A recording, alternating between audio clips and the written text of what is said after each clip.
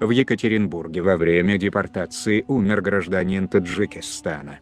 Ему вызвали скорую, но по дороге в больницу он скончался от инфаркта. 47-летний житель Таджикистана почувствовал себя плохо во время ожидания рейса в аэропорту Кольцово, пишут новости Екатеринбурга.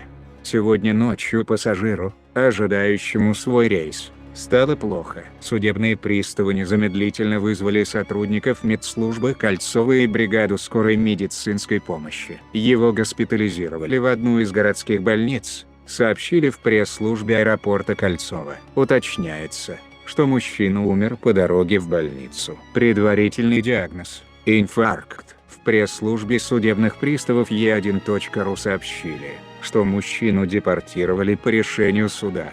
Гражданину Таджикистана стало плохо в тот момент, когда его передавали пограничникам. Мужчине, подвергнутому по решению суда процедуре принудительного выдворения за пределы РФ, ожидающему рейса, стало плохо. В машине скорой помощи при транспортировке в больницу мужчина скончался, сказали в пресс-службе областных приставов. Там уточнили, что решение о выдворении гражданина Таджикистана вступило в законную силу 2 апреля. Данных о личности погибшего не сообщается.